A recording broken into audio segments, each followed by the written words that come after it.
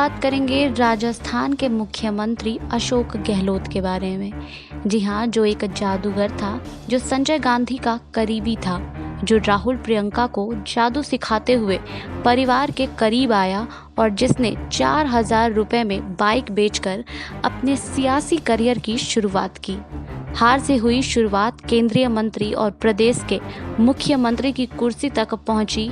नाम है अशोक गहलोत। साल 1993 की जनवरी की 18 तारीख यह केंद्र और कांग्रेस का नरसिम्हा राव का युग था। उन्होंने अपने टेक्सटाइल मिनिस्टर को आदेश दिया कि वो अपना इस्तीफा सौंप दे। 43 साल के इस मिनिस्टर को सियासत में आए 2 दशक से ज़्यादा हो चुके थे।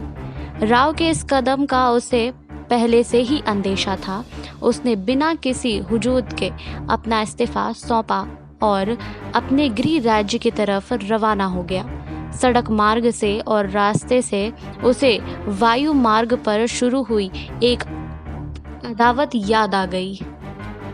तो क्या हुआ? जो प्रेस में छापा था कि मंत्री काम से फिसड्डी था, जबकि वही प्रेस कुछ महीनों पहले दिल्ली हाट खोलने के फैसले पर उससे कसीदे पढ़ रही थी। वो जादूगर था, उपमा के स्तर पर नहीं। सचमुच में नज़र का भरम जानता था और ये भी जानता था कि खेल के पीछे का खेल क्या होता है। वो आज इस खेल का महारथी है। वहीं अशोक गहलोत का सियासी करियर पॉलिटिक्स के डार्क हॉर्स की गाथा है। वो राजनीतिक तौर पर बहुत ही अप्रभावी माली बिरादरी के थे। इसके बावजूद उन्होंने गांधी परिवार की नज़र में अपनी प्रासंगिकता को भी कभी कम ना होने दिया। लेकिन 1993 में गांधी परिवार की प्रासंगिकता सवालों के घेरे में थी। नरसिम्हा राव सत्ता के शीर्ष पर थे और एक तांत्रिक के एहसास तले दबे थे। तांत्रिक जो सबसे ज़्यादा सत्ता का तंत्र समझता था, जिसे लोकतंत्र त्रिपुंड वाला दलाल कहते थे, जिसने रिटायरमेंट की तैयारी करते राव के प्रधानमंत्री बनने की भविष्यवाणी की थी। ये चंद्रस्वामी थे। राव सरकार में जिनका ऐसा रसूख कई मंत्री सरेआम उनके पैर छुआ करते थे।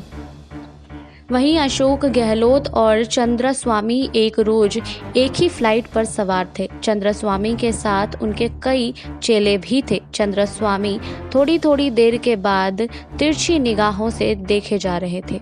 उन्हें उम्मीद थी कि दूसरे मंत्रियों की तरह ही गहलोत भी उनका सिजदा करेंगे। ऐसा हुआ नहीं।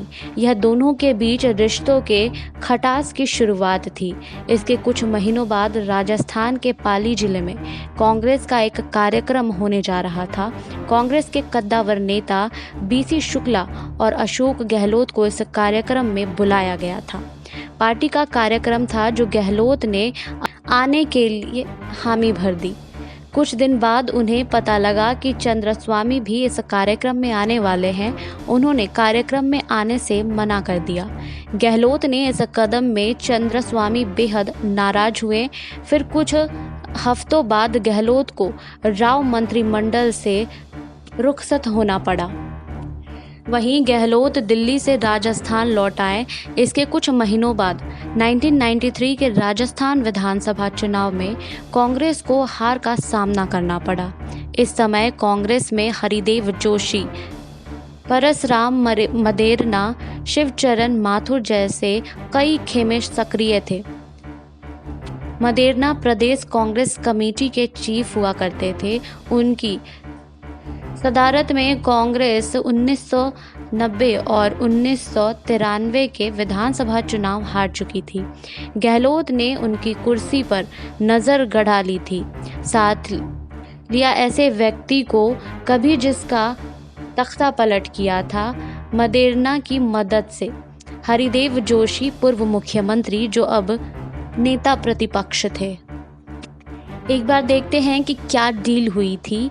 ये कि जोशी, जिन्हें नरसिम्हा राव ने विधायक दल के त्रिकोणीय संघर्ष में नवल किशोर शर्मा और मदेरना के ऊपर वरीयता दी थी, उनके दरबार में गहलोत के नाम पर वीटो न होने और गहलोत 1996 के लोकसभा चुनाव में जोशी के लोगों का ख्याल रखे। 1998 के नवंबर महीने में राजस्थान में फिर विधानसभा चुनाव हुए।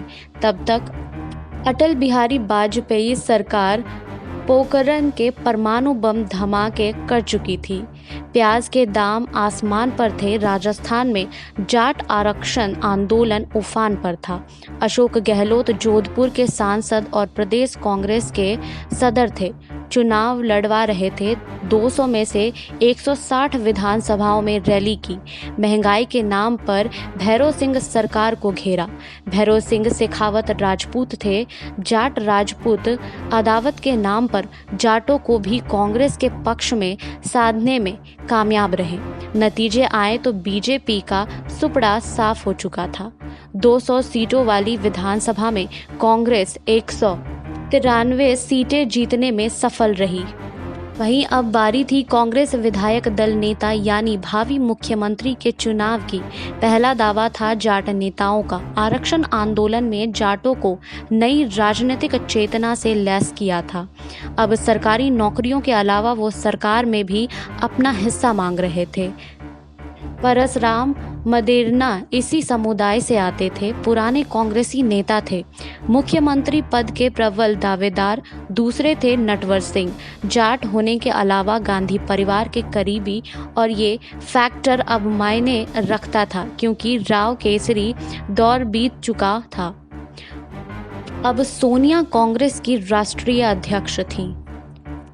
वहीं 30 नवंबर 1998 की दोपहर जयपुर में कांग्रेस विधायक दल की बैठक शुरू हुई, लेकिन उससे घंटों पहले यानी सुबह से ही खासा कोठी के एक होटल में चहल पहल शुरू हो चुकी थी। राज्य के कांग्रेस प्रभारी माधव राव सिंधिया के अलावा गुलाब नबी आज़ाद, मोहसिना किदवई और बलराम जाखड़ इस होटल में रुके थे।